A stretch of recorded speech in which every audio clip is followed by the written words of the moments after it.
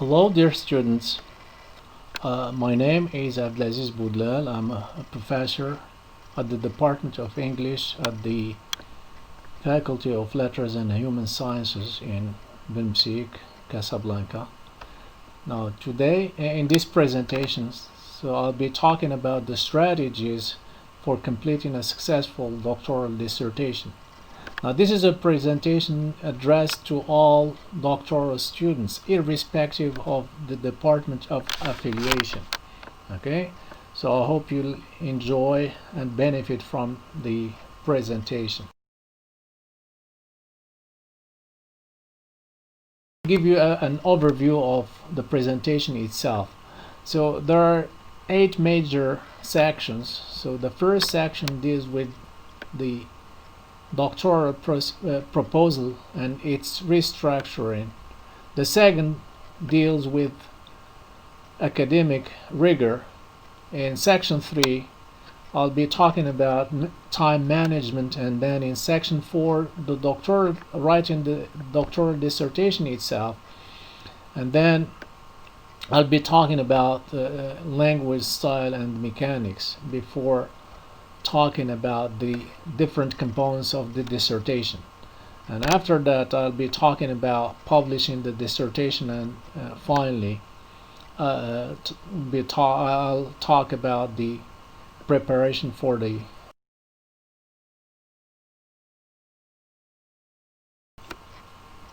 let me just inform you right from the start that the objective of this presentation is to suggest practical strategies for all of the graduate students in humanities in order to successfully complete their doctoral dissertations. The strategies that I'll be talking about are based on my professional experience, both as a doctoral dissertation supervisor, so in my capacity as a supervisor, and then as a member of a number of defense committees. Okay, so these strategies are also based on my interaction with different faculty members, both in Morocco and abroad. Okay, so when you're accepted to a doctoral program, okay, so you're accepted based on a proposal that you have submitted along with your dossier. So the proposal itself might not be well elaborated. So when you're accepted, sometimes you just you start working on the proposal that you submitted for your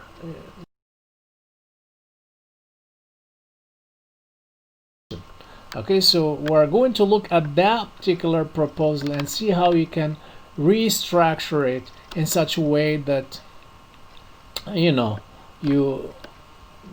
it paves the way for you to write your own dissertation. So it's very important that you look at the doctoral proposal that you submitted and take a number of aspects into consideration. Okay, so when you start working in your dissertation, the first thing you need to, when you are accepted to a doctoral program, the first thing you need to look at along with your supervisor is take time to rewrite your initial proposal, and these rewritings should be based on a number of criteria. So when you rewrite your doctoral proposal, you should bear in mind that your proposal should have a socio-economic value. Okay, so you're not going to write a dissertation just for mere intellectual exercise. So if you write something, then it should have a value within the socio-economic environment you're in. It should also have a value because when you write a dissertation, then you write it for the purpose to inform policymakers of probably change that you would like them to undertake or something like that. It should also be well situated. The proposal should be well situated within a field of research. It should address a particular field of research or a combined combined fields. But it should be, when you read a dissertation or at least a proposal, then you should be able to identify that the proposal is about this particular field of research. Okay, sometimes we come across a proposal that cannot be really identified. Okay, so when you rewrite your proposal, you should do it in such a way that you write it into dissertation chapters or sections. Okay, so that when you're done with the research proposal, you know how many chapters at least your dissertation should consist of. Okay, and it should be also, the chapters or sections should be centered around a set of questions. Generally, these are the research questions that you set from the beginning. And also, once you've done this, then you should decide on a realistic defense date. Okay, why should we think about defense right from the start while restructuring the proposal? And of course, if you don't have a timeline, you're not gonna be working like, you're not working within a structured time. So you're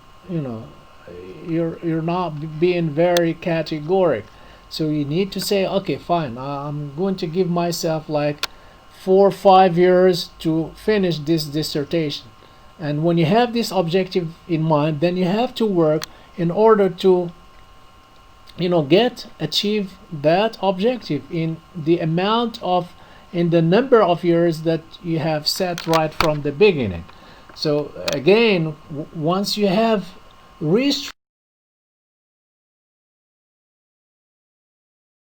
doctoral proposal should look something like this. Okay, so when you look at it, then it should be framed within a body of research. Okay, so you situate your research within the body of research, that's the literature dealing with that particular topic you're researching in your doctoral dissertation. Okay, your new look doctoral proposal should have a theoretical value. Okay, so it's not simply like just dealing with a particular aspect, but it should also be it should also have a theoretical value and contribute to the enriching of a particular theory that you're adopting. It should also be preferably, but of course not necessarily, related to your the research you conducted at the master's level. Generally, like if you have done a good master's thesis, then you should take benefit from the results that you have achieved, and try to start from the result and move on to something even larger. Okay, but sometimes there are people who would prefer not to pursue research in related to the master's level and start anew. That takes time, and of course it takes a lot of time and energy to work on something different. The last thing that your new look doctoral proposal should consist of, it should be part of a coherent project. Okay, so doctoral project is one in which you don't have only dissertation work, but you should also prepare for conferences and also write articles before you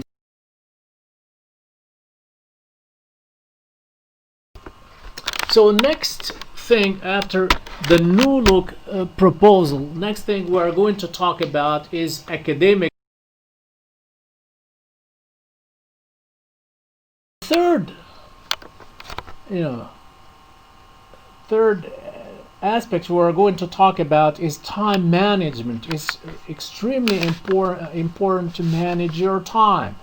As I said, this is your dissertation is your top priority, and if it is top priority, then you have to decide to commit to working on your dissertation for at least 5 days a week.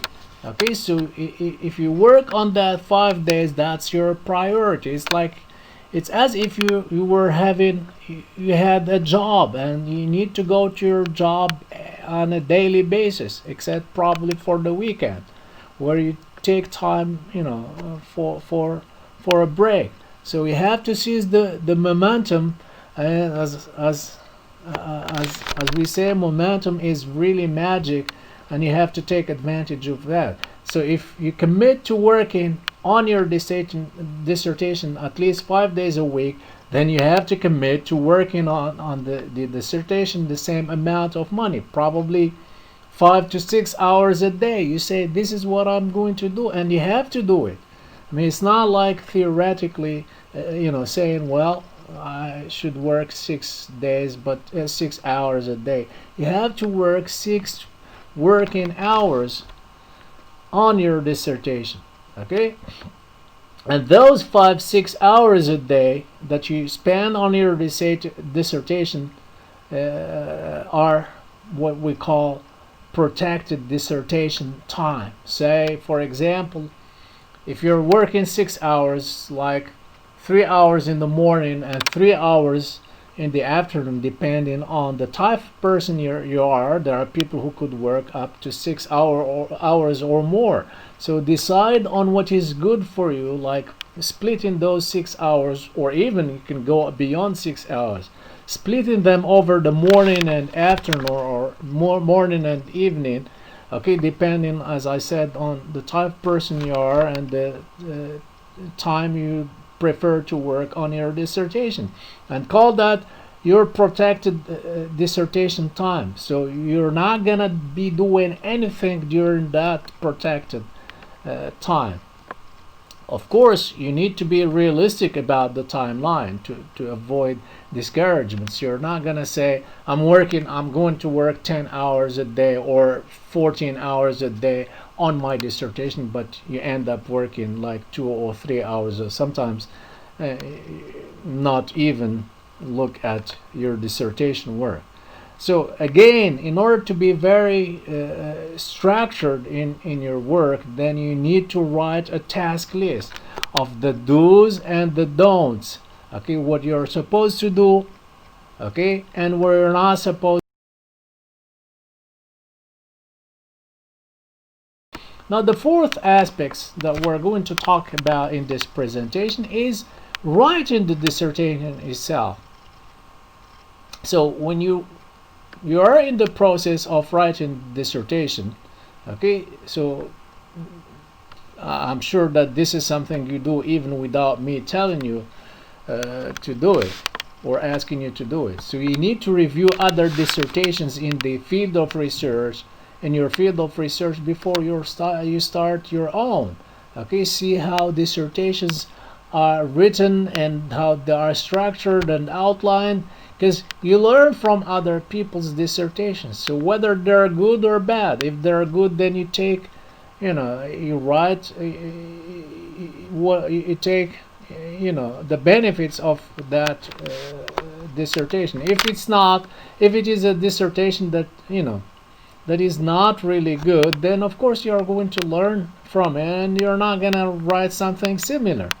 You need to start writing sessions by writing what you already know. Write what you know. That's why people generally start with the review of the literature, because that's something you have read and you have knowledge about what you have read. So do that first. Generally, you often have students coming after 2 years or more, and saying, well, I find difficulty writing. So you're not going to jump directly to the analysis. Start what you know about the topic. What is just right. Okay, so there is your supervisor is there to guide you. Your the doctoral students are also there, to tell you, to help you write and decide what is appropriate to write and what is not appropriate. So just write, and there are people who could show you whether what you have written is appropriate or not. So when you write, create outlines for each chapter. This is my outline. This is the outline of this chapter, and this is what I'm going to be writing about. And be ready to modify your outline as you learn more about your topic. So an outline remains an outline. I mean, that's a working outline, and you can always modify it when you're in the course of writing. So again, save time. Also, when you write your dissertation, you need to save time by focusing your literature search on specific questions based on your outline. You write an outline, you do research. Okay, so when you're looking for information for in the literature, do not read whatever you come across. Try to be very selective, because that saves you time and energy. Okay, so be very selective when you write. You should also save time and energy, right? When you're this is something that that a number of doctoral students are are suffering from or suffer from. Okay, so please, when you write using Microsoft Word, for example, okay, there are a number of things that you can use in the process of writing. And just when you start writing your first sections, okay, you could make good use of technology to help you write. So you have Microsoft table of content.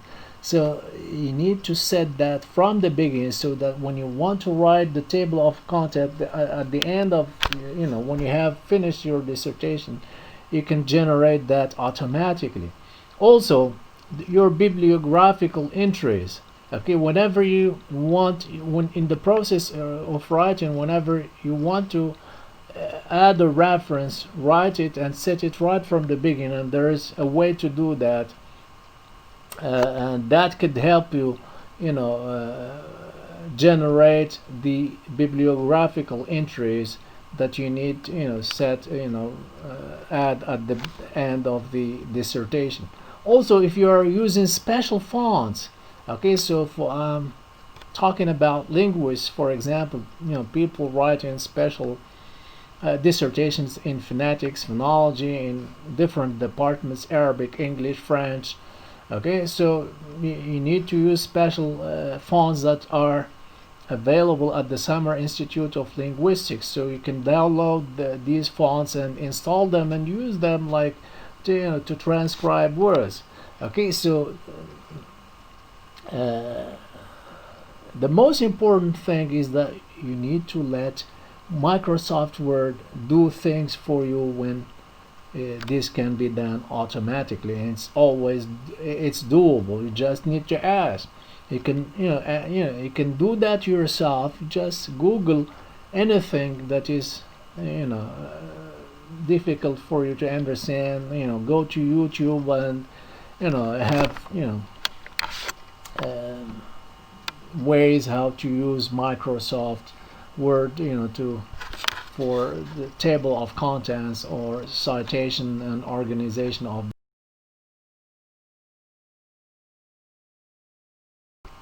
Next aspect in the writing of the dissertation that you need to bear in mind is the use of language and the style and mechanics, right?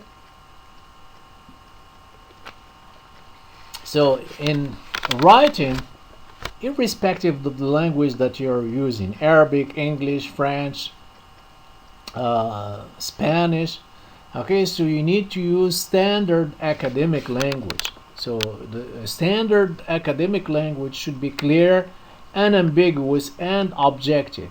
Okay, so objective, you need to your arguments need to be clear. I mean, you might take a position if you defend a certain argument, but the language has to be clear and unambiguous. The style itself should be formal, concise, and adequate. So, non idiomatic expressions should be avoided.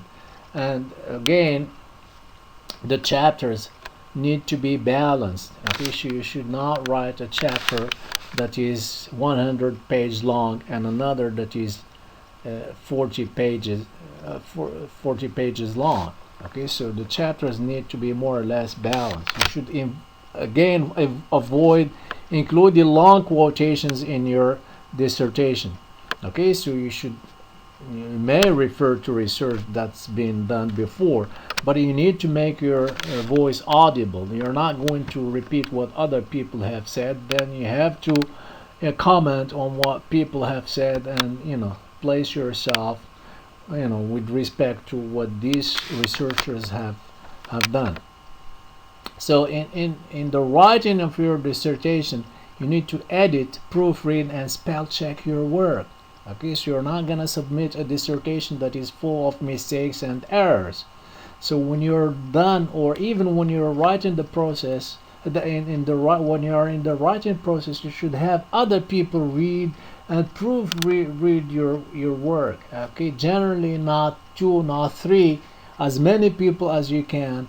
That guarantees at least that you're not going to have so many errors or mistakes. So even with this number of people, okay, so you end up.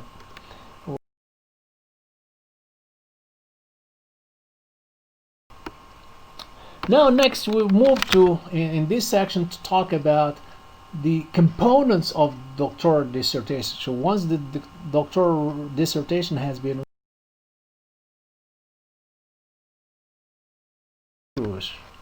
okay, the first of these components is the abstract. So the abstract is the last part of the dissertation that you need to write. Okay, when you write the abstract, you should observe certain basic elements. The first one, the context, the purpose, why you're doing that research, the research questions that you're trying to answer in your doctoral dissertation, the method or methods followed in answering this research question, what are the main results obtained and their implication. Okay, your abstract should talk about all of these elements. Okay, so the absence of one of these elements makes it an inappropriate abstract. Okay, so the abstract, and of course depending on the department you're affiliated to, so you should provide the translation of the abstract in 2 languages preferably. Okay, so if you belong to the Arabic department, then you should provide an abstract in French and English. If you belong to the English department, then you should provide an abstract in Arabic and French, etc., etc. Okay, so the abstract again you should not forget to include 3 to 5 keywords in the abstract. Dissertation that you need to look at is the theoretical framework. So a dissertation without a relevant theoretical framework, okay, is of very limited value.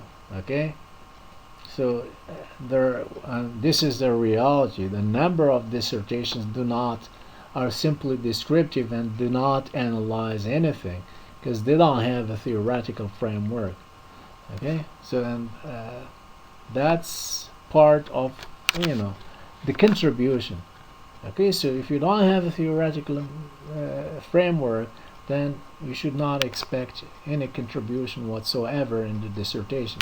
And remember that the adopted framework needs to be appropriated again to account for the phenomena described and analyzed in your dissertation. So if you have a theoretical framework, you're not gonna keep it as it is. So it might be modified in order to account for for the phenomena that you're trying to describe and analyze, and it is that modification that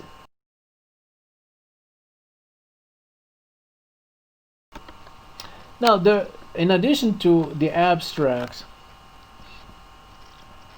and theoretical framework, there the discussion chapters or sections.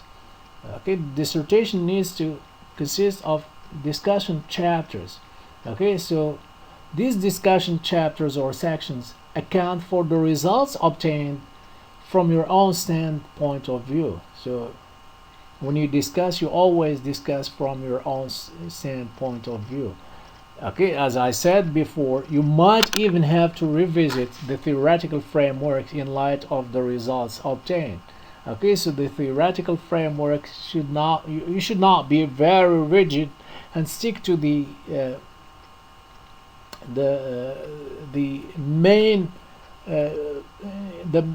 theoretical tenets of the main tenets of the theoretical framework, but you might modify them, as I said, okay, in light depending on the results that you have obtained. You should also refer to the literature reviewed. Okay, you reviewed the literature you reviewed, reached a certain conclusion that is different, or reached results that are different from the results that you have achieved. So you need to show that. Like if you get this, you obtain the same finding, then you have to say that your finding corroborate the findings of previous researchers. If not, if it's the opposite, then you have to show that. You should question the claims in this previous research, in the previous.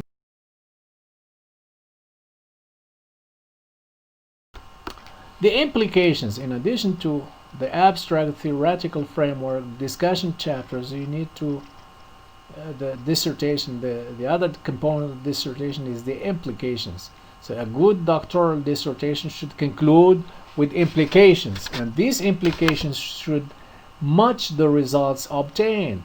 Okay, so also the implications need to inform the practitioners. So what are we doing with the results and the implications? If we don't inform the practitioners, this is what we got, this is what you need, why should we inform them? To take action.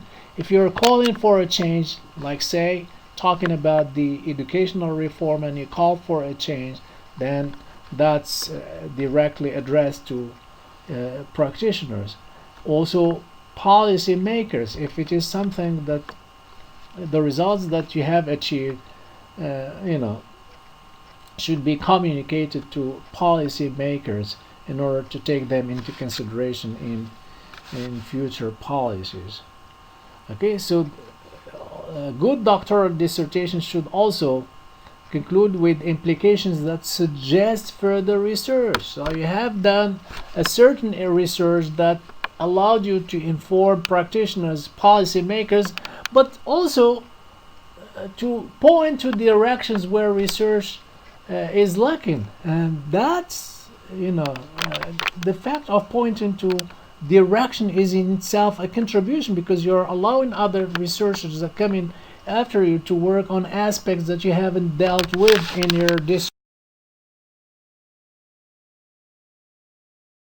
applications. Your doctoral work should also point out to the limitations of research. Of course, doctoral research,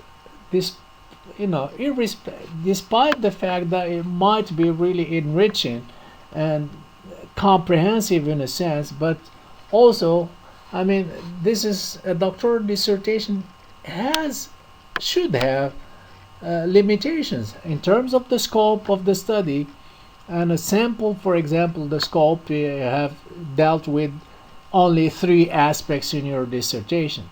Okay, so you left other aspects for future research.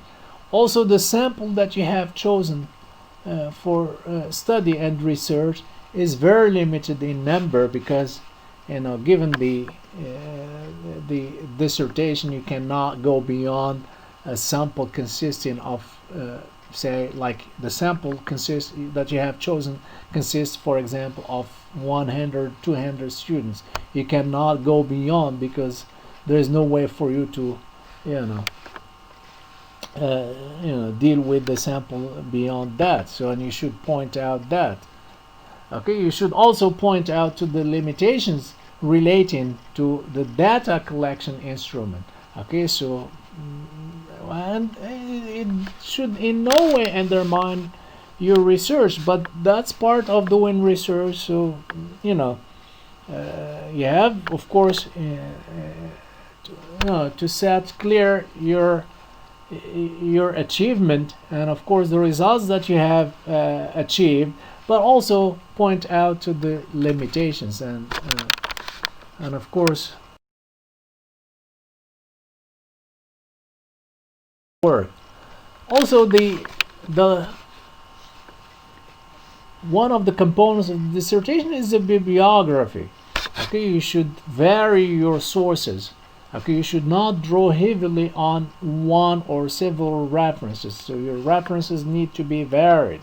You should combine old references and new ones. And of course, you should have both the classics in the field, your field of research, and more recent research. Okay, so you're not going to be, so updated references need to, take you up to the moment of defense. So also, among your references, you should have research articles, books, master's thesis, doctoral dissertations. So that's what we mean by varied references. Okay, your research should also include online research or resources. Okay, online resources in addition to paper-based resources.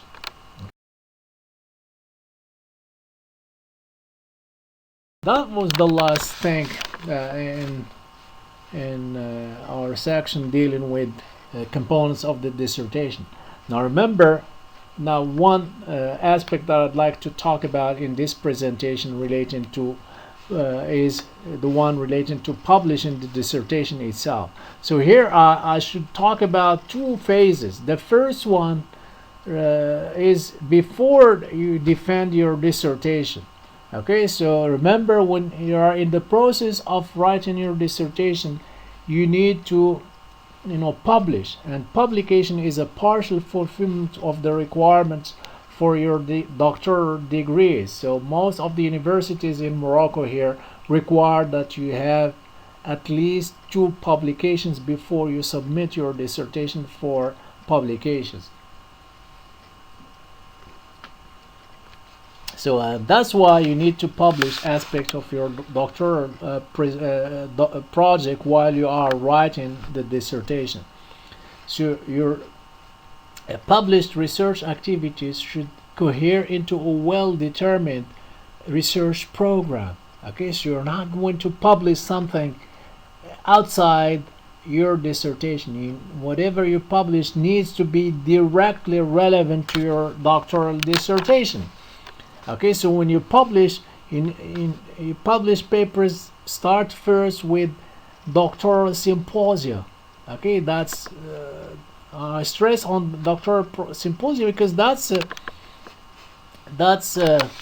event that is organized, within Morocco, and the speakers, all of the researchers are doctoral students. So you shouldn't fear of presenting in front of your doctoral research fellows, because these are people you learn from, and each one learns from the experience of the other.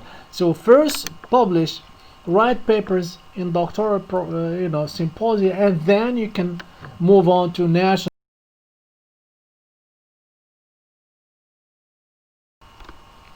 Also, the other part of the publication, publishing the doctoral dissertation, even when you defend your dissertation. So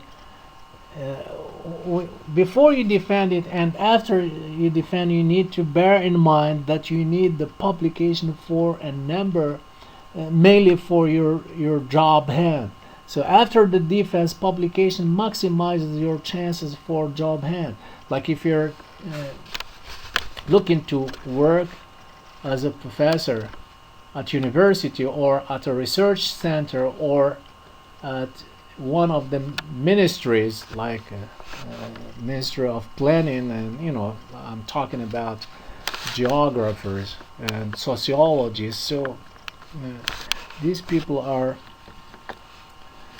might work in different departments, not just at university and research centers. Okay, so bear in mind that publication is extremely important before and after the defense.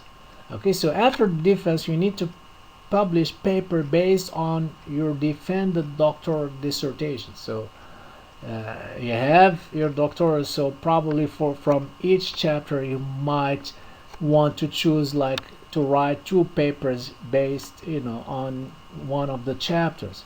Okay, you know that aspects that need further elaboration, you can work on those chapters and extract like a couple of articles from each chapter.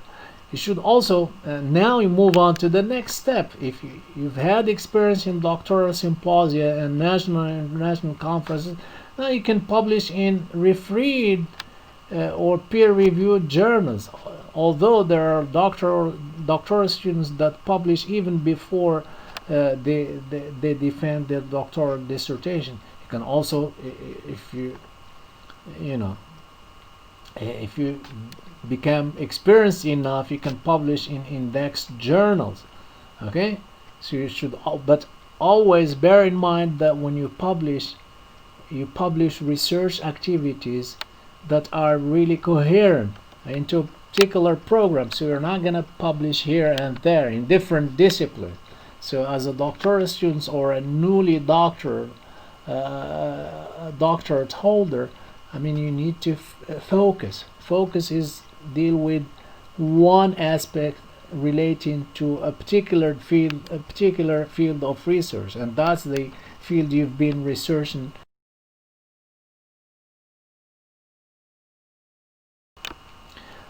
The last thing that we're going to talk about is preparing for the defense. So when you have finished writing and submitted your dissertation for defense, then you need, probably not even when you have finished, you might do that a lot, way before you finish, attend defenses before your own, in order to get you familiar with the general atmosphere of dissertation defense.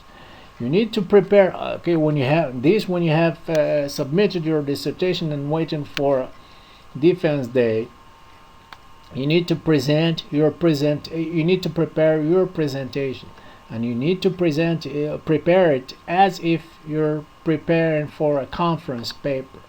Okay, so rehearse your presentation and make sure that you abide by the time frame allocated to you. Generally, like the president of the jury in a viva generally grants you something like 20 minutes to present your work, your dissertation. So abide by those 20 minutes, because if you go beyond that, then the members of jury might have a different view about you yourself. The first of this view is that you don't you haven't respected the time allocated to you. You should also know the limitations. When you're getting ready for the defense, you need to know the limitations of your doctoral research.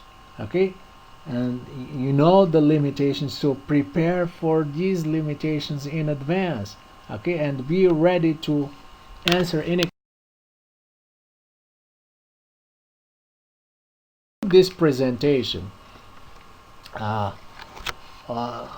I'd like to reiterate that writing doctoral dissertation is a unique event that happens, and not everyone can go through the stages of writing a dissertation. So you are very lucky that you're among those privileged students who were able to go up to the doctoral stage.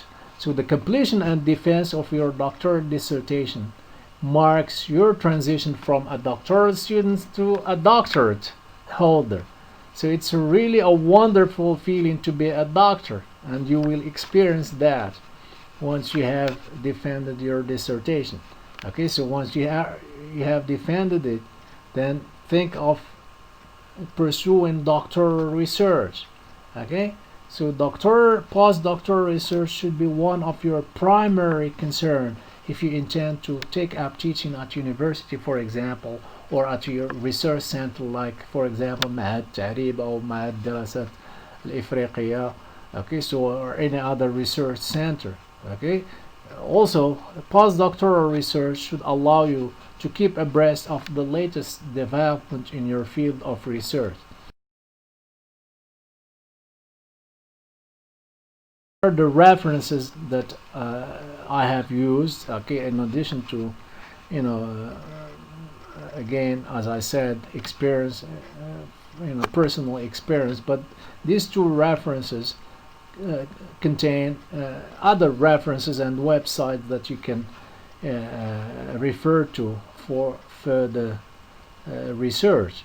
Okay, so if you have any questions, I'd be ready to answer them. Thank you very much.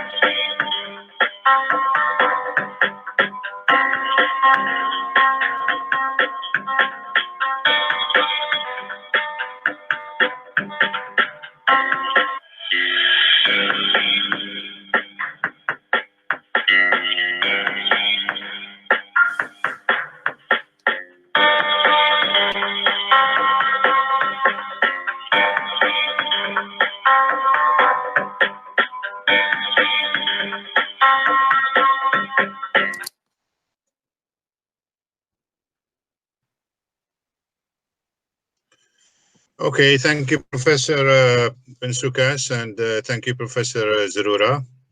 Good evening, everyone. I hope you're fine and doing well and staying safe wherever you are. Before I get started, let me make a couple of notes regarding the select list of tips that I'll be suggesting here.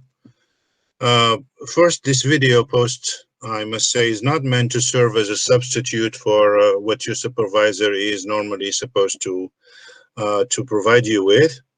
The tips that I will be suggesting here are simply the fruit of a long experience, I would say, in doctoral revision and supervision. And the list is not exhaustive and does not pretend to do so. For example, if you Google how to write a PhD, you'll find thousands of links out there. And I advise you to do that, as a matter of fact. And this is why I would focus here on the pre-writing stages, which I divide in basically 3 stages. Now, as with all forms of writing, you need to be organized. I'm not going to talk about the need for you to develop study habits, etc., for instance. This is something that you have, you must have learned this, in your study skills classes as well as in your methodology class. To be organized would mean to structure your thesis and set up a plan for when you will be completing one chapter or another. and try to discipline yourself, as a matter of fact, into completing one chapter or another, and try to perform what you intend to do, what you plan to do, in accordance with a specific plan. So you, in other words, you have to put in place a certain roadmap. Of course, you have a comfortable time span to do this, and all you need is to manage your time as efficiently as possible. I think it's all about discipline and devotion, and it all comes in stages, actually, one stride after another. Now, in stage one, the question here is, when do you really need to structure your thesis? Well, the answer would be then when you have collected enough material to do so. To my mind, you could start to do so when you have done enough brainstorming, as I said, and read as many books and articles as you could lay hand on. Things that relate to your topic somehow, immediately or not. It's only when you have gathered what I would call the matériaux de pensée, the tools of thinking, that you will be able to do so. I take 1 year or so on this. It's not a problem. No rush at this stage, at least. I take my time to reflect on this at this stage, because this is the stage when you collect your data, you put the references in one card, the essential quotations in another, and anything that you deem to be relevant to what you're doing in your dissertation. Now, of course, all of this should be conducted in light of your thesis statement. It should be conducted in light of your thesis statement, your hypothesis, or whatever critical inquiry you engage in. That is, what is it that you want to do exactly? This should be clear in your mind. And at this stage, you need to constantly ask yourself, or yourselves now, 3 questions. Where am I now? Where do I want to go? And how shall I go there? And the best tactic, in other words, you will be strategizing all the time. And the best tactic to achieve these good results, I would say, is to adapt what is known as the small wins strategy. In other words, you have to take time to reflect on your research questions, think of possible answers, try to erase all ambiguity about your research problem, visualize how you will structure your thesis, and carve out a line of thought that you will be sharing with your reader. Now, the second stage, this is a stage where I would consider a student, like a blind person trying to find their way in the dark. Now it's the time when you need to be really more organized, because you have at your disposal, supposedly so, all the guiding light that you need to move forward. First, sit back and write an extended outline. An extended outline means that you have to flesh out all the ideas that you have brainstormed, the research questions that you have formulated, the possible findings, etc., in the form of an extended outline. That is a detailed one. You'll have to say exactly what you want to do in the introduction. Now, I would say this and that, A, B, and C, etc. Not just leave the introduction behind and move on to the body of your dissertation. In other words, you'd have to have a clear idea, and this should be, written down, about what is it exactly you will be saying in the, concerning the background behind your research interests, the rationale behind choosing the topic. That is very, essential. That is the reason or the motivation behind the writing. Your own contribution, that is essential. The methodology to be adopted to conduct your research, whether it's descriptive or quantitative, qualitative, or a mixed method approach. There's plenty of books out there, and I'm sure your supervisor will recommend some good titles out there. Now, the key concept that you will be using also have to be somehow explained in the course of your introduction, probably also the first chapter, and anything that, and of course the theoretical framework, because that is essential to the overall dissertation. And anything you say at this stage must have some bearing, and this is important. This is really essential. Anything that you say in terms of theoretical background, anything that you say at the beginning in the theoretical framework should have some bearing on and should be related to what I would call, quote unquote, the practical part of your dissertation, which is basically the logical extension of the theoretical framework. Very often, and this is from experience, very often candidates fill up spaces with theory. They don't have a problem with that because there's lots of material out there. So, but when it comes to practice as such, well, I see very often there's no connection. So your paper, in other words, must be balanced. Your ideas must be graded, and always bear in mind that you will be that you are writing to someone that you need to interact with on a constant, on a regular basis, and that is your reader. You say that to your reader, this is what I have completed, and now I would take you to another place or at another area of my research, and see, I have already told you that, things like that. It's only in this way that that your dissertation will be in technical terms be coherent and cohesive. Now this of course cannot be had if you if you don't have a clear vision of what you want to do.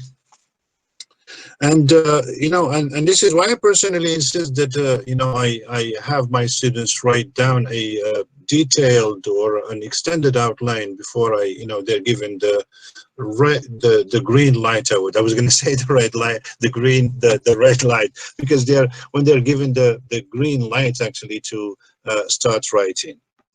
And believe me, once you have a good command of the extended outline, the rest is easy. So in other words, right. So in other words, you take care of the extended outline, and the rest is easy. Now I move on to the third right. The third stage, as you can see, I'm going to talk about the overall structure. Where I recommend that students adopt what I would call a granular approach. I will explain what that means in a while. Now, the third stage would be to take a granular approach to your dissertation, working in piecemeal fashion, that is, on each chapter, beginning with the introduction, which you could leave until the end if you wish. Okay, whichever way you do it, actually leave it at the end to start off with it. You will ultimately have to revisit in the introduction in light of the novel things, I would say, that you have included in your body of the dissertation as a result of your research and reading, etc. Okay, so as I said, you will discover new things. You will have to do some reading with, and of course you will have to somehow, do some, make some changes actually to the overall, line of thought. So you immerse yourself in your writing. This is the time when you start immersing yourself in the writing, and you will just, chapter by chapter, flesh out ideas, go chapter by chapter, and regularly check if you've missed anything out there, any recent documents, you can use, etc. And for the sake of, again, for the sake of cohesion and coherence, for the sake of cohesion and coherence, always wrap up.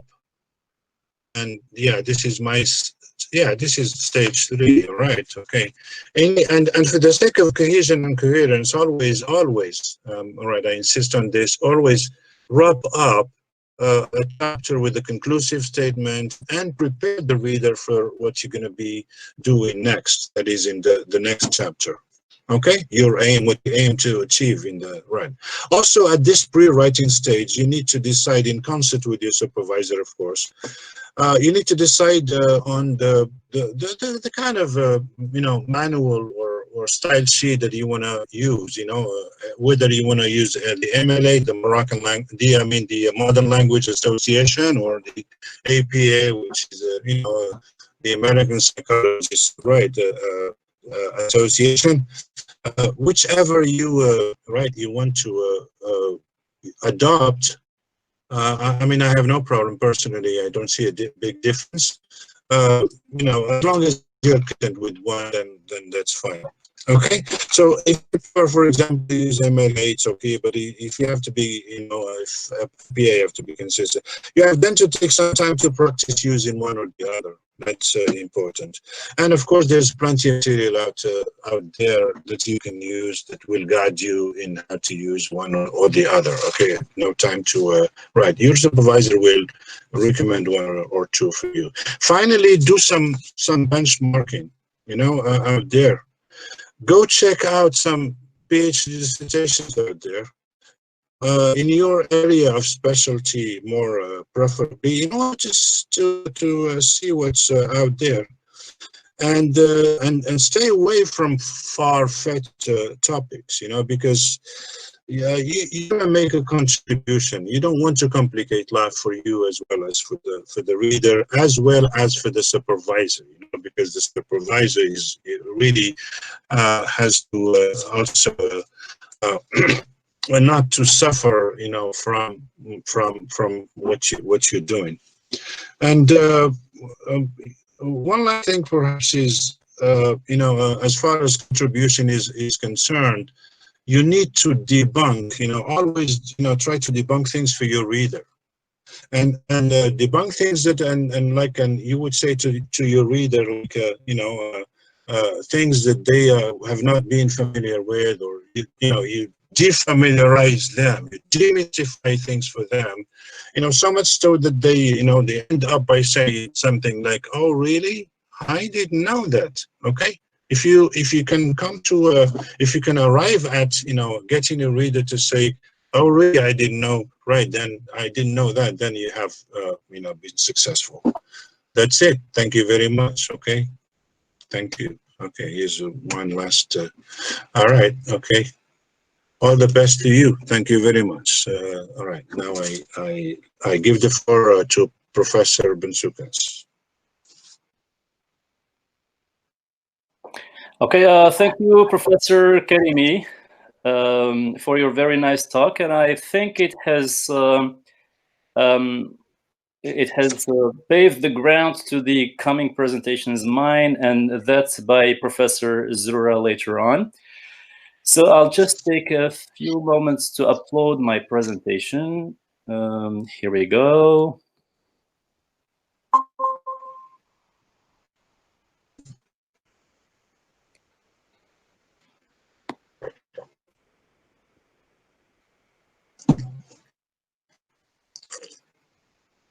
All right, so my presentation is on doing doctoral research in linguistics.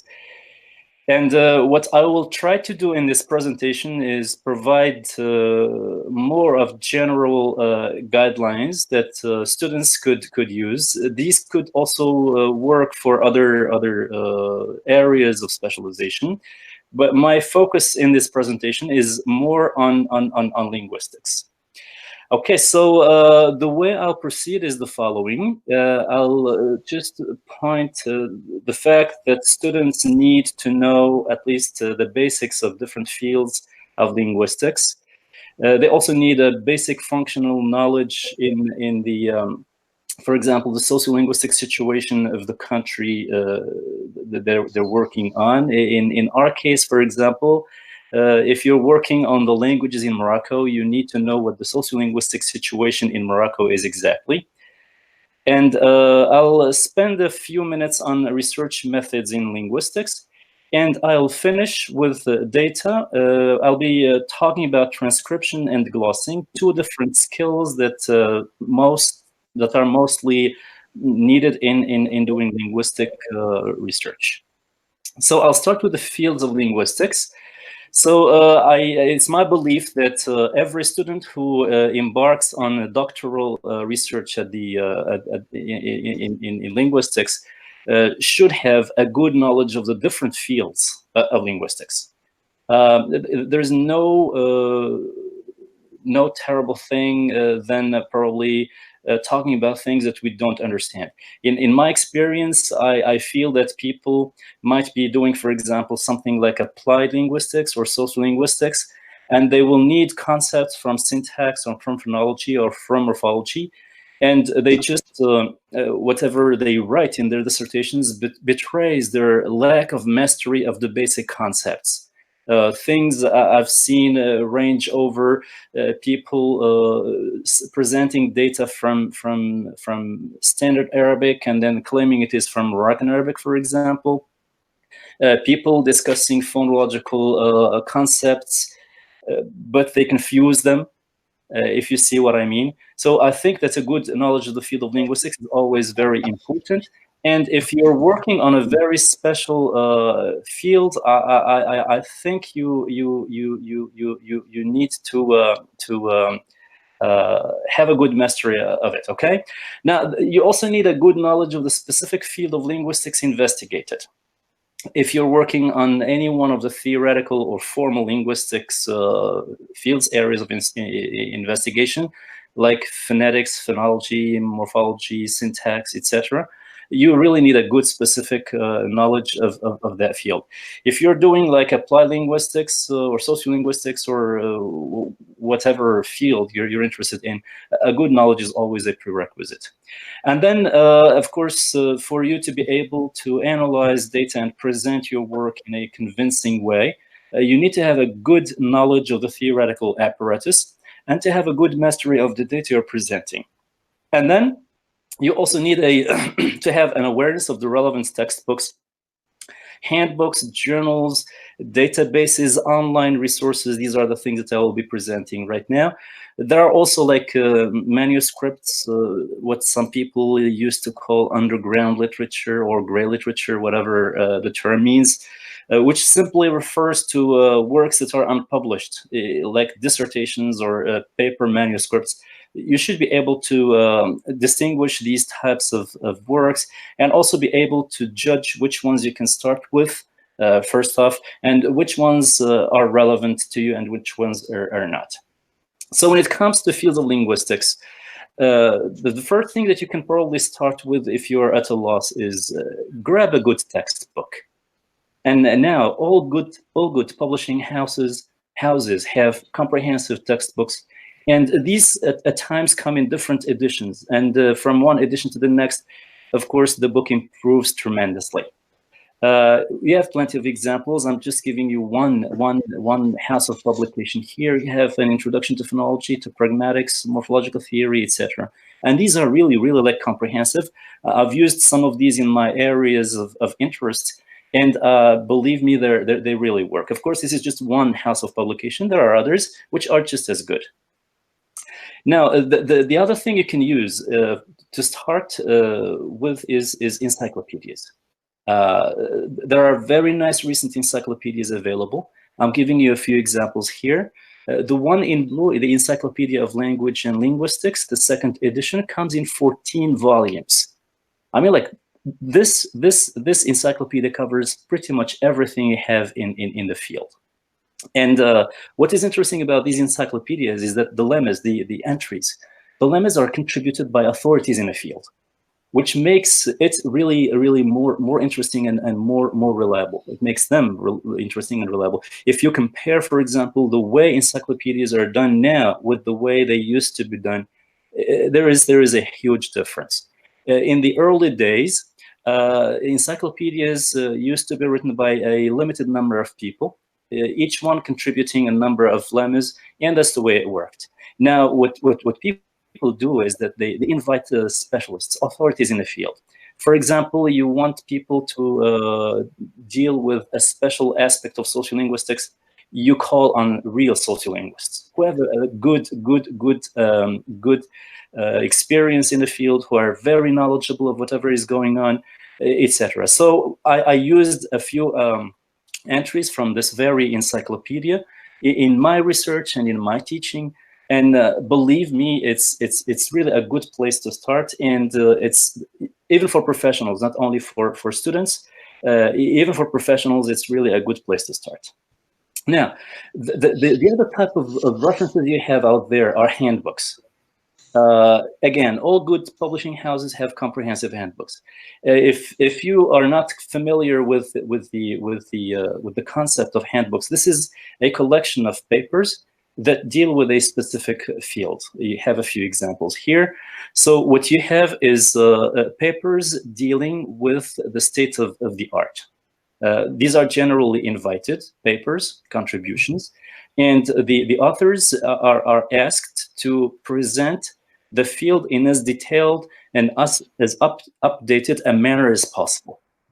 And normally, if you grab, you're working on bilingualism, for example, or linguistic anthropology, grab one of these handbooks. This is, again, just one house of publication. There are others.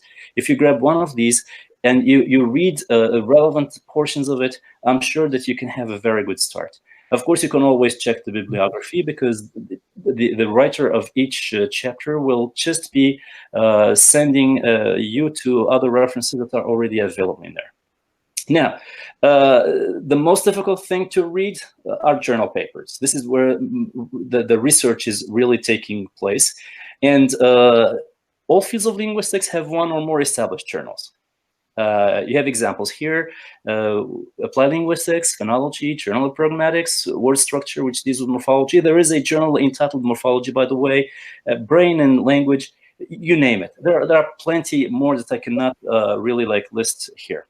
One tip I can give is just Google the name of the field or the area of specialization along with the word journal. For example, Journal of Linguistics, and you'll get plenty of journals that are out there. And then you can also use just the name of the field. Linguistics, you have a journal. Sociolinguistics, you have a journal. Phonology, you have a journal.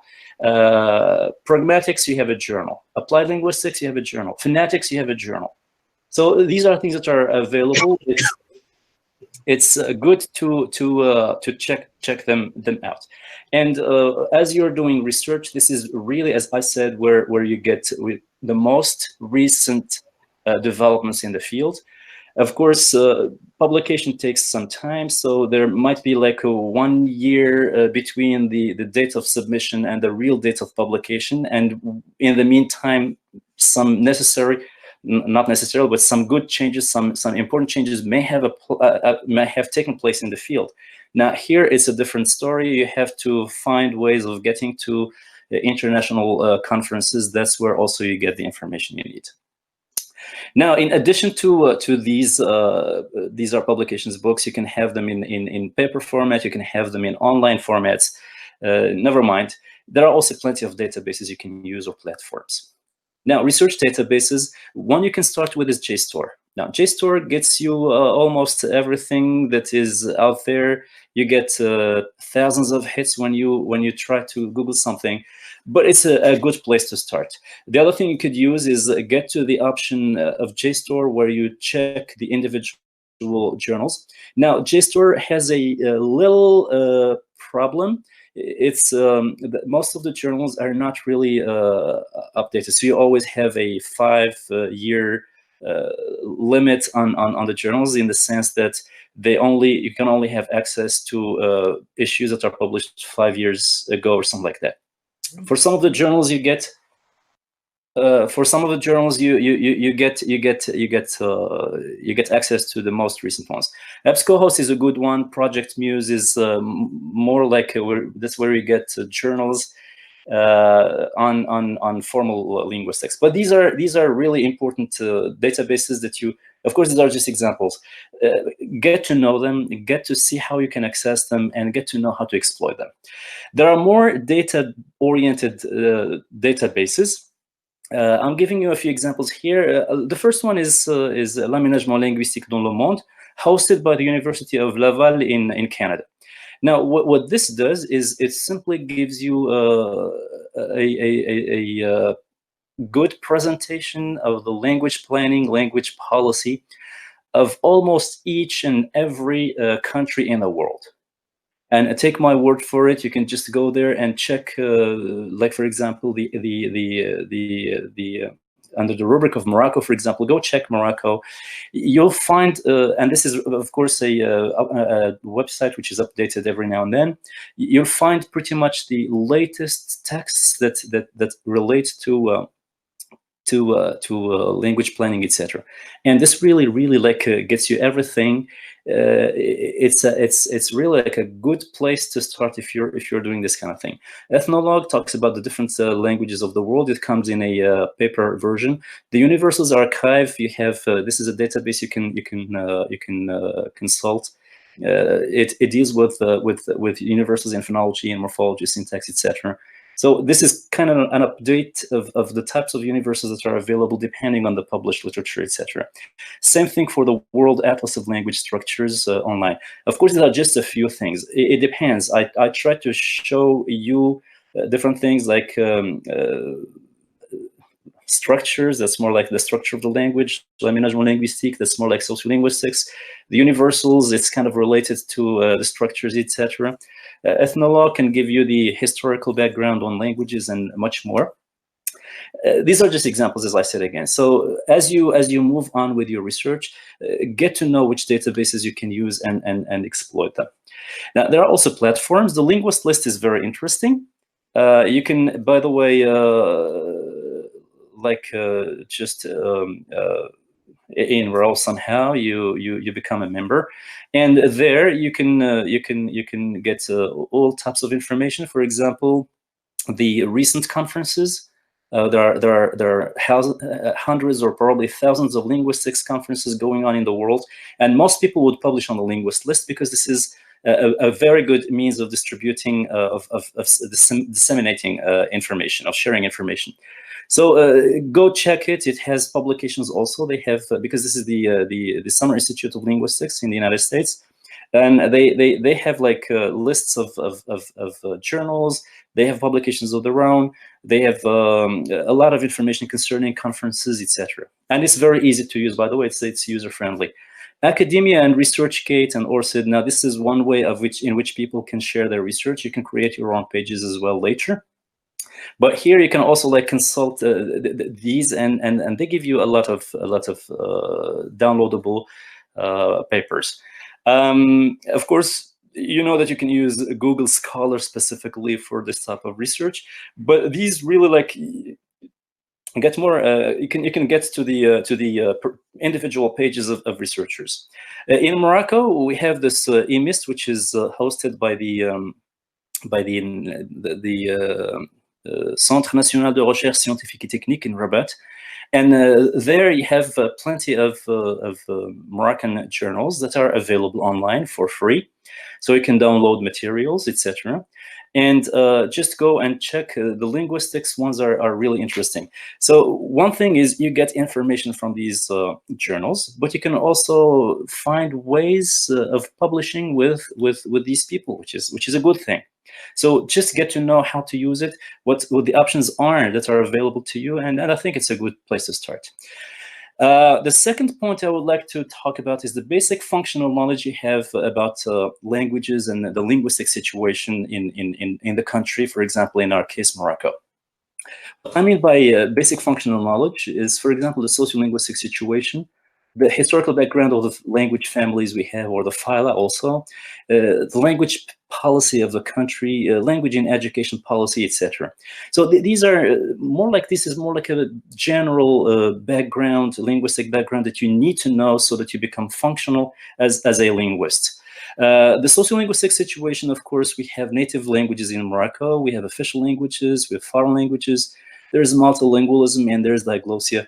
Now, knowing this will make you at the first stage very functional as a linguist, but you can also like see ways in which you can find research areas in these. Whatever your field of research, you know, language is not one monolithic type of entity. So there are plenty of things that interact with each other. If you're working on formal linguistics, you might find yourself working on sociolinguistics or applied linguistics, and vice versa.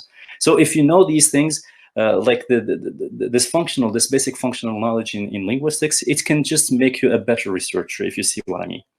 The historical background is also interesting. The language families we speak in Morocco, native languages, I'm talking about the mother tongues, are of an Afro-Asiatic origin.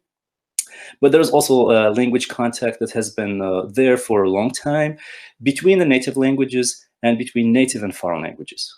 And this, of course, can help you when you're doing research. With this perspective, you can always find ways of solving problems that cannot be solved on the basis of the language itself. You have to look for external evidence. You have to check what the influences from other languages, etc. Now, language policy in Morocco, of course, we have been adopting the Arabization policy since independence. There is a change in the current language policy. Maybe you have heard of the recent publication of the legal text on the National Council of Languages and Culture. This is what remained like pending in the Constitution, Article 5 of 2011. So this was finally released at the beginning of April, and we're now expecting more language planning institutions to be created in Morocco. Language and education policy, we have different school languages, we have different language departments. Languages of instruction, you should check them. We're using Arabic, we're using French, we're using English as languages of instruction in general, depending on what school you have. And then you also have like languages of instruction in different departments, etc. You just need to know what is going on exactly.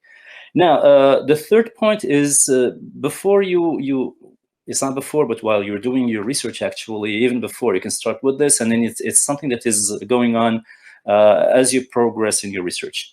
Research methods in linguistics are important, an important skill to have.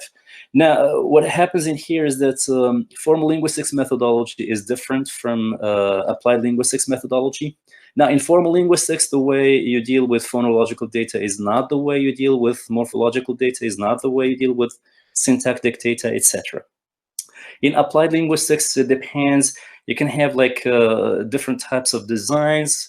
It's up to you to find out what the best methodology is in your case. Learn about data collection methods in each field because they might be different from one field to the next. Learn about data analysis skills. As I said, these can vary from one field of linguistics to the next. Of course, Professor Keriemi has said that we're not really like giving you what you should follow. This is not really God's truth or whatever. So you have an advisor, and you should be consulting with them in terms of the methodology you use, etc. Still, of course, once you decide on the appropriate methodology, you decide on the type of investigation. You can decide. Once you decide on the type of investigation you're doing, you can decide on the appropriate methodology. And references are not really. There are plenty of references. Research methods in linguistics, research methods in second language acquisition, in applied linguistics, in language planning, policy, statistical methods in language and linguistic research. I'm just giving you a few examples. So pretty much each field now has descriptions of how you can go about doing research in it. The last point I'll be dealing with is data, and I'll be focusing on transcription and glossing. Again, more of general guidelines than something particular. When it comes to transcription, we need generally to be able to distinguish phonetic and phonemic transcription, know the special fonts that are there. You can use phonetic keyboards that are available online. You have phonetic transcription apps, especially for English. I'm not sure about other languages, but for English, you have them. So phonetic versus phonemic transcription. Normally, our students at the early levels are aware of what is called broad and narrow transcription, which is pretty much the same thing. So broad transcription is phonemic, narrow is phonetic. Where you give the details. So a good working background in the phonology of the languages investigated is really a prerequisite in this case. You need to know the phoneme inventory. This is not for people doing phonology. This is for people who record data. Phoneme inventory is very important. Processes, phonological processes are important. And you need to know the basics of phonology so that what you transcribe does not really sound, does not really kind of betray your ignorance when it comes to this. And what I advise is to pick up the consonant chart or the vowel chart. Try to fill it out with, fill in the details of your language, okay? This is pretty much like what we have at a more universal level. But try to have a chart and have it somewhere visible so that it guides you in your transcription, then you stay consistent with them. There are special fonts that you can use on your computer. Of course, most computers now come with these, but there are problems when you move from one computer to the next. What happens is that the transcription symbols display wrong, and what you could do is use more professional special fonts that you install on your computer, and it makes your work even more professional. You can download plenty of things from the International Phonetic Association website. You have fonts that are meant for Windows. For this is Macintosh, of course, the older version, but still, you can install them on Mac computers, MacBooks, etc. Now, there's also the possibility of online phonetic keyboards. So if you want to transcribe, what you have at the bottom here is actually just a, like where you can, when you type, of course, you just press any one of the symbols and it shows in the table at the bottom. You can just copy that and paste it onto your document, Word or whatever. And these really make transcription easier. Now, one nice thing is the phonetic apps. This is two phonetics. What you have here is more like a Google translation thing, but this is, it works the same way. What you do is you paste your English text there, you choose whether it's British or American English, and then you have a few more options. You click on show transcription, and there you go. Of course, it does not give you an accurate transcription 100%. You still need to go and check it, edit it a little bit. But it does most of the job for you, which is a very nice thing. Now, the second point, I talked about transcription. The second point is glossing. Most of our students kind of do not quite get this when it comes to linguistics. And we have conventions that are already available, like the Leipzig glossing conventions. Okay, there are a few references in there. I give you an example here from Russian. So what you have is, okay, so this is the first line shows you the data from Russian. The last line shows you the translation into English. What matters here is those lines in the middle, which we call interlinear glossing. So there, it's very important to show the structure. Some languages have VSO, word orders. Some have SVO. Some languages have very weird structures. So people who read should be able to follow what the structure looks like. And you do it by this interlinear glossing. Now, of course, as I said, there are plenty of references that show you how you can do this. It's not very difficult, but you need to be consistent when you record your data this way. Now, there are also conventions. You don't need to create your own abbreviations. There are standard abbreviations that everyone probably knows. All you need to say is that you're using the Leipzig glossing conventions or any other type of, this is one type, or any other type of glossing conventions. So that's it pretty much, and I'd like to thank you for your attention, and I would like you to enjoy every step of your research journey. And now I will give the floor to my colleague, Professor Zura, for the third and last presentation concerning research methodology at the doctoral level. Thank you so much.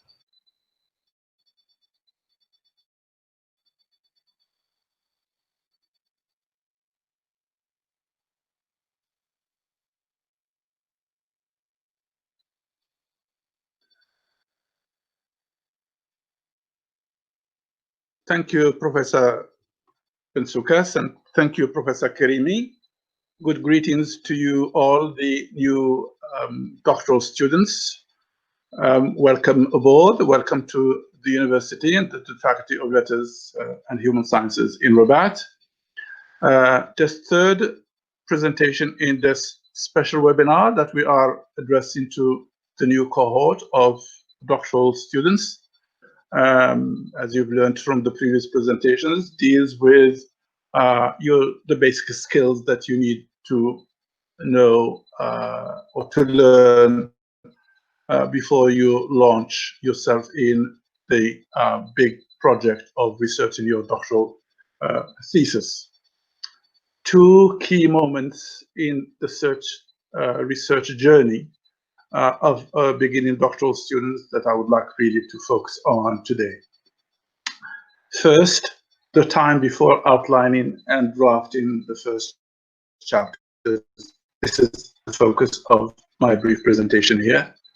Then the second moment, or second time, is when you start outlining and drafting the first chapter. This is particularly an important moment in your life as a doctoral student, and this really determines what is going to happen later on in terms of a development of your project. Okay, so the basics of a doctoral research project, what are they? There's a basic know-how that a fresh doctoral student must have. Among them, how does the topic look like? Is it clear? Is it foggy? Is it incomplete? Okay. Of course, you have put forward a proposal based on which the commission accepted you to do your doctoral research at the university. But sometimes, even with the proposal, judging from the previous sittings with new candidates, the proposal is sometimes foggy, too general, too wide, lacking originality, etc. So you need to define and redefine your topic really clearly. Okay, reading primary sources is a must. Definitely you've read some primary sources to produce your proposal, but you need to be very familiar with primary sources, whether they are novels or they are poems or there's a particular author or it's a particular cultural theme or cultural problematic. Okay, so that's what I call a fair knowledge of problematic, and what has been written around that problematic should be more or less familiar to you. Okay, and that's what will help you redefine the topic and remove the fogginess or incompleteness from the topic. On the other hand, you have secondary sources, secondary material. This is what constitutes the majority of the bibliographical entries. Okay, in your proposal, you'll be asked to write a bibliography, but this is like a primary basic bibliography. Okay, a sense of the arguments around the topic also must be clear in your head. You have definitely read a number of theoretical works or debates, criticisms around your topic, and that is what I call a theoretical context. You should develop particular, if you, let's say, you are interested in writing about Moroccan feminism, for example. Okay, you need to be familiar with what has been written in the field in Morocco. Okay, so you should have known well and read well Fatima Miti, for example, but you've read also other articles, other theses by other female feminist writers, but also you should be familiar with what has been written in the area of feminism in England, in America, maybe in Europe also. But since you belong to the English department, just being familiar with what has been written in England and America is enough. Okay. Another thing that is also really basic and key in this process of researching your dissertation, your thesis, is the professional writing skills that very often students suffer from. Okay, and professional writing skills often cause the failure of lots of students in the licence years and in the masters. Sometimes it's pretty technical, okay, that you need to be familiar with. Okay, I propose here the MLA handbook, which is like the Bible for writers and for thesis writers and dissertation writers, and it's like a whole science that people really follow when they are writing papers or writing even books. So you need to develop a strong background knowledge in the area of your research, and this a little bit repeats the idea that I said earlier on. Okay, so these are examples of the handbooks that I was talking about. The MLA handbook is the one that I have been using, that I use myself, and that I recommend to my students. There's also the methodology of in the APA style that my colleagues, Professor Keriemi and Professor Bensoukas, talked about earlier on. There's the Chicago manual style, there's the manual for writers, and there are other styles. But the important thing is that make sure you follow one particular style. You don't mix. You don't mix the two. Okay. Even within literature, within cultural study, you have people using both, either the MLA or the APA. Okay? As long as you are consistent and systematic, you're fine. But definitely, your supervisor will be a good guide in telling you which one to adopt. But by the way, as a young scholar, it is always beneficial for you to get to know all these styles and how each one functions, so that when you confuse them, you will know that you are confusing. If you know only one, like making an arrow or jumping from one to the other may not be very clear to you. Okay. All right. Okay. What other challenges really face you in this research journey? I separate between content and form. Okay, a researcher faces two major challenges: the form and the content of the project. Language skills, as I mentioned early on with reference to the MLA and the APA, language skills and mechanics of writing. These are basic skills that you need to revise before you start drafting, you start writing. While you are reading and you're taking notes and then you're collecting information, it is really beneficial to you to spend some time reading those handbooks and revising the mechanics of writing, how you develop clear paragraphs, how you write coherent sentences, how you develop an idea. Okay, what are the rules of developing an idea, making a strong, coherent paragraph from one single sentence, one single idea? Then the system of ideas and arguments that really make the background of the topic, which you are going to engage and come up with an original idea that will be your thesis. Question is what to read. At the beginning, hunt for diversified sources. Okay, you may some of the okay, you are writing about the question of race among women in the 19th century Britain, for example. Okay, it would be too far-fetched to go and read about racism in Japan. Okay, it's you're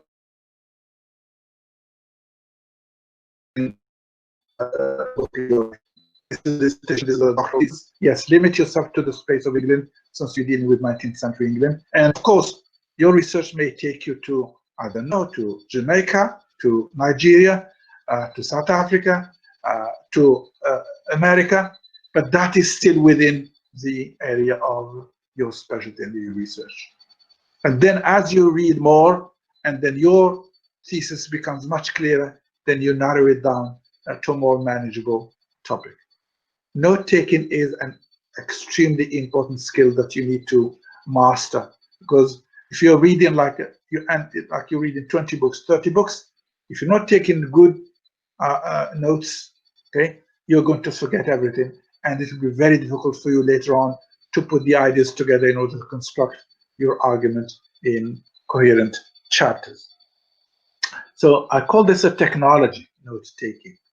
Okay, note-taking using some tools for this technology like index cards, notebooks, PC files, or a mix of all these.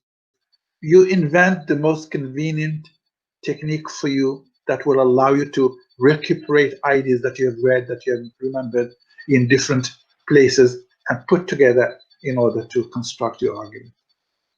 There is a real problem with linear notes, like on just simple pages in notebooks, or sometimes in simply highlighting important texts or passages in the text, and you think that you're going to come back to those highlighted texts. But then after reading like 5 books, 10 books, 15 books, it'll be very difficult to go back and find those highlighted passages.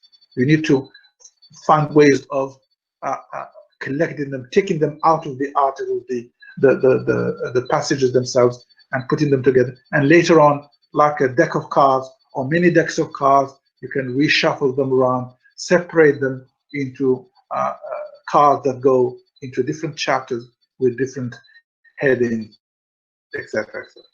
So compiling the bibliography, you can use, of course, such programs as Zotero or other programs that are available with you, Microsoft on the computer, but don't start with that. Learn the technique yourself, learn it manually. But once you master it, then you can get the machine to help you speed up the process and do the work. Okay. Make sure you can also locate the sources or the source quickly later on when you need to check a quote. Reference.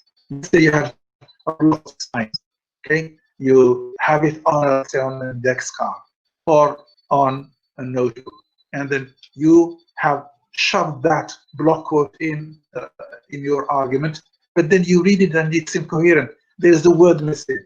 So you have to be able to locate that very quickly in its original source, either a PDF article or a book. And therefore, at the end, at the bottom of the index card, you need to cite the source and where the book is. Is it in your library? Is it in the faculty library? Is it in the National Library? Is it on your PDF file somewhere? It's on your screen? Is it like in a book that a friend has borrowed, or borrowed from a friend of yours, etc.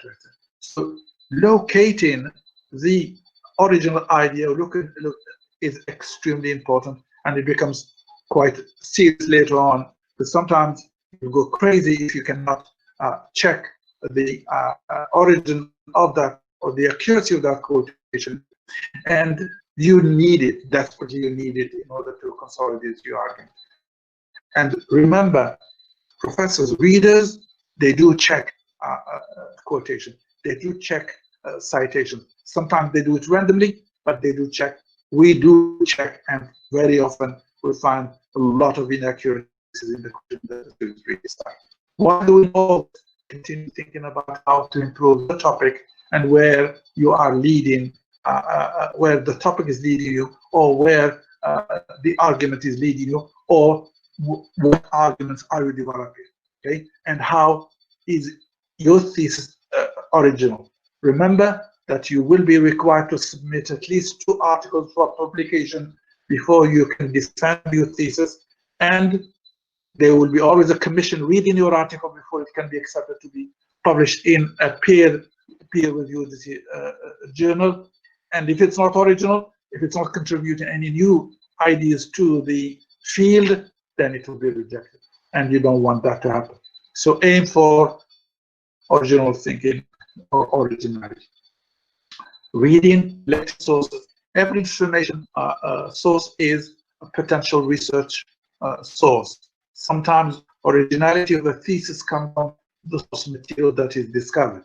This is why I call hunting for relevant material that will contribute to creating an original idea is extremely important.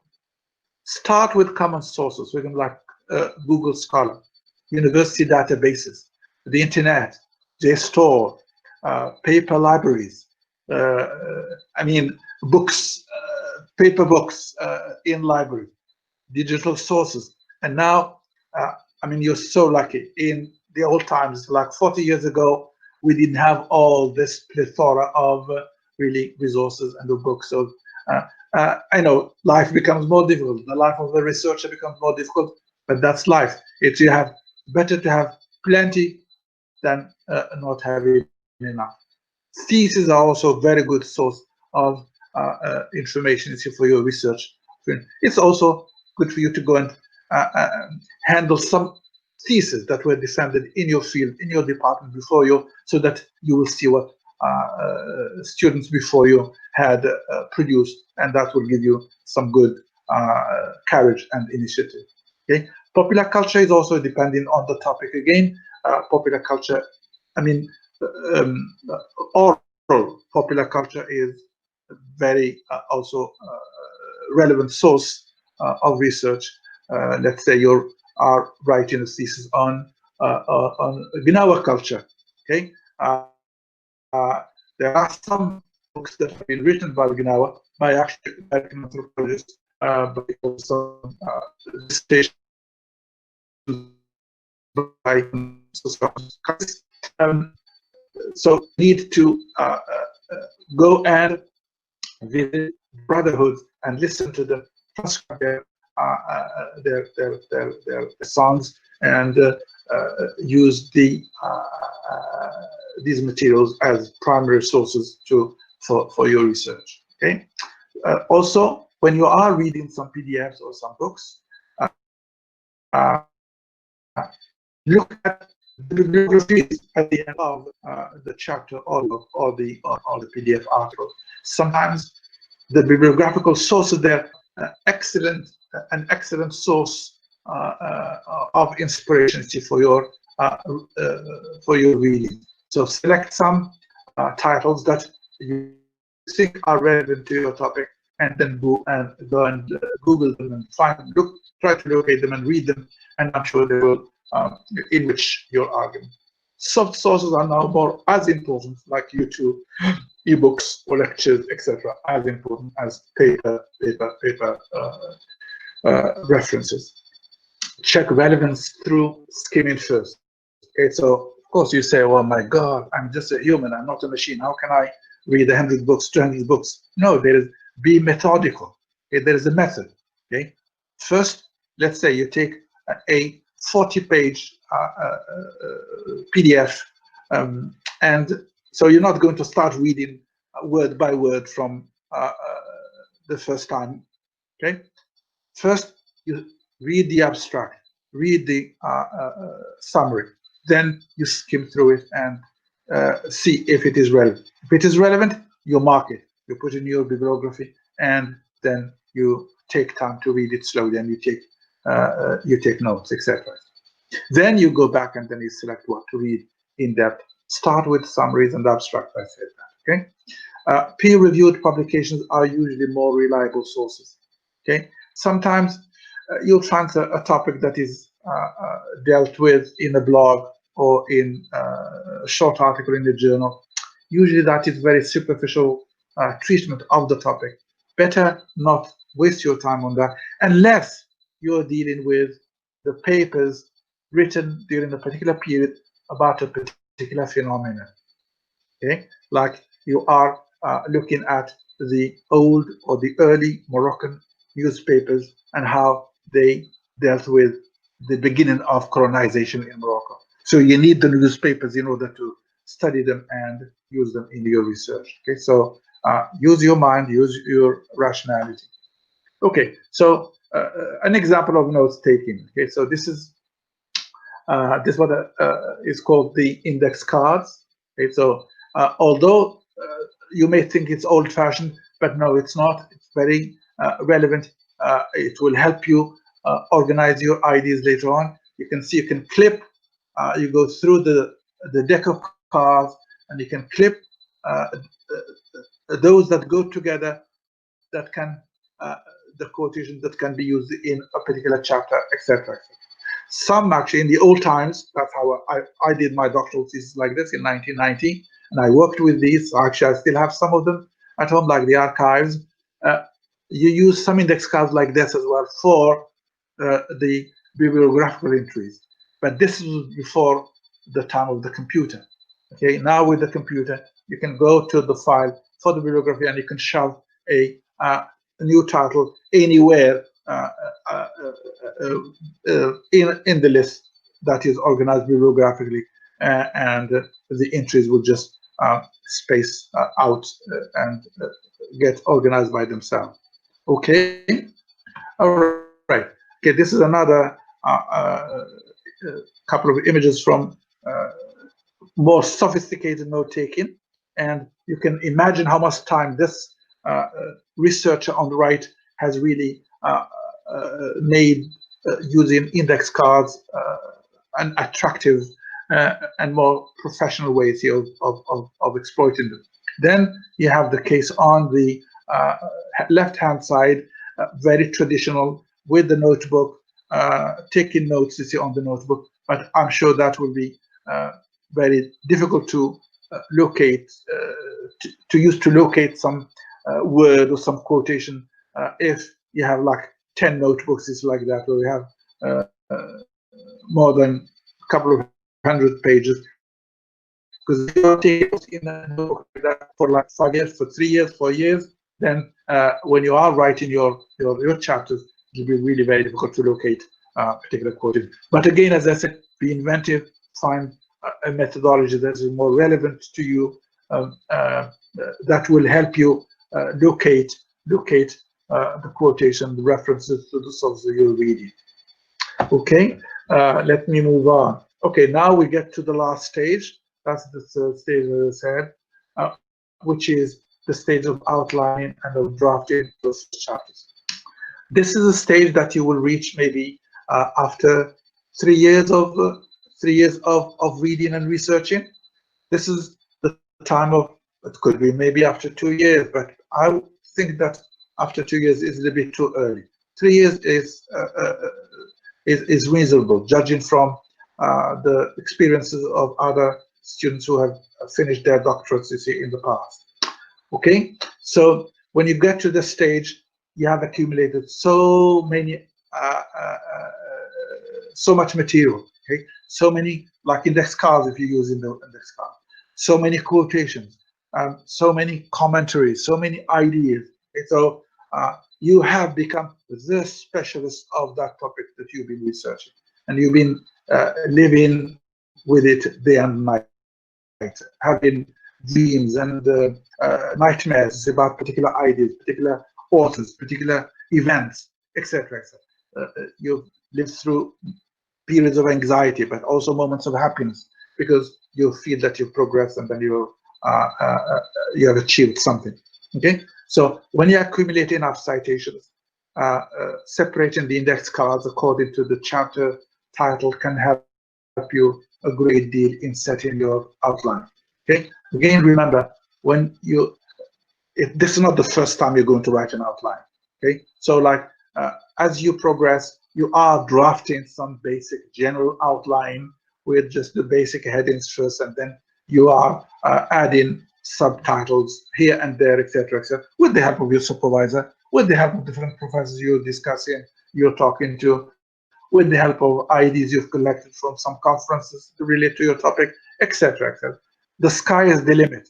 The field is very wide there, okay? Very wide there. Okay, so you get to the stage where, before you start writing anything, okay, don't start writing the chapter after the first year. You will regret it, because later on you will be like, you will feel that you're empty. You cannot put this in the argument together. Okay, wait until you're really full of so many ideas and so many arguments. Then You draft your outline and you redraft it and redraft it and show it to your supervisor. Your supervisor will suggest new ideas. You will write it again until really it becomes really very long. That's why I say maybe even beyond even 10-page long outline. Maybe if you can reach like even a 20-page long outline, that would be even better. I'll be much happier to see much longer outline, more detailed outline, even with like the subtitles and the subtitles, with the smaller subtitles, okay, with the references to the particular articles that you're going to use in every subhead and under every subtitle, with the page number. Once you have that ready, that's it. You can see really the light, the light at the end of the tunnel. Okay, meaning that your whole thesis is there in your head. It is there in your outline. Okay, the outline is usually generated from the keywords you see in the title of the thesis. Best outlines are very detailed ones, as I said. In a thesis, chapter 1 is usually a review of the literature and research done so far around the thesis topic. Let's say you are adopting a Marxist approach to Conrad.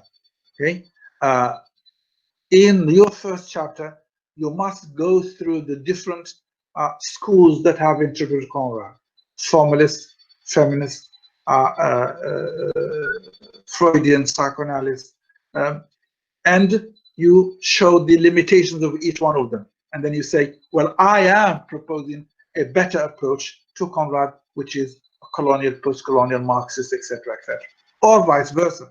You say, no, these are the different approaches that have approached Conrad, but I'm proposing a better approach, which is formalist, narratological, etc. It's your originality, your original approach that is going to show there. And then you go to the next chapters and then you develop with the help, of course, of your supervisor. Remember that the introduction and the conclusion are written last. I don't think there is disagreement between us.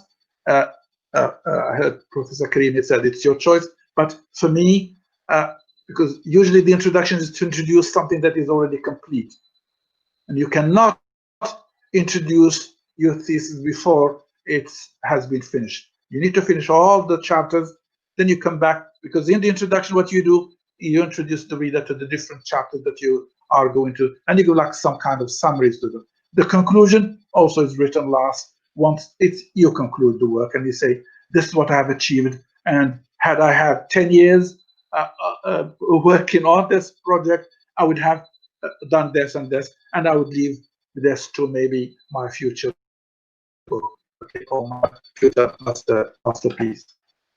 Okay. Review mechanics of writing before beginning the drafting. I think I've talked about this. Keep the MLA handbook as your Bible close to your pillow, under your pillow, so that you will be dreaming of writing like Shakespeare. It's every night you go to sleep. Before you launch into drafting, you must review the punctuation rules, the formatting rules, the paragraphing, the citing rules, paraphrasing rules, footnoting rules, block quoting rules, and connecting skills. Okay, I can't repeat this enough, because many of my students in the past really suffered a lot from these mechanics, and you're supposed actually to master these at much earlier level, like a starting semester 5, and then with your BA, and then with your master's master degree time. But unfortunately, very often, many students reach the stage of the doctoral research and they have mastered these techniques here. Mind you, English is particularly known for being very pragmatic, very specific about this. This is not negative about Arabic, but like take up a newspaper, or like even peer-reviewed publications in Arabic, and sometimes there is no punctuation for 10 lines or more than that, or you have a whole paragraph of maybe 20 lines, then you have one full stop at the end. etc.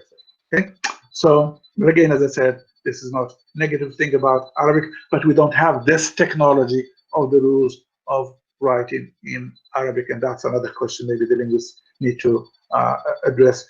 Of course, I'm thinking also of the lack of capital letters and lowercase letters in Arabic, and etc. etc. A lot of things that are there in English and that have made English really what it is that you don't find in our mother tongue, other language. Okay, so the authors you read can also be, I conclude with this, the authors you read can also be an excellent source for writing skills. You need to keep your eyes open on the skills that are used by the writer you are reading. Try to emulate the professional writing of the people you are reading and you're citing, and to help you really write better. While reading your PDFs for content, of course, keep an open eye on the style and on the composition techniques adopted, and try to emulate that professional writing. Of course, definitely you're launching yourself on a long journey, research journey. It's a bumpy road. It's not easy, but definitely the harder you work, the more pragmatic, the more rational you're handling your topic, the better you will improve, and you will achieve really a good thesis about which you will be very happy, and you'll make, of course, everybody around you happy. Okay, good luck and take care. Back to you, Professor Bensoukas. Okay, thank you, Professor Zurura, for your very rich and complete presentation of research methods. I think we'll have to close it. Before that, I would like to thank Professor Kariemi too for his nice presentation. And doctoral students, good luck and you take care. Thank you. Thank you. Thank you. Bye bye. Bye bye. Take care. Sure.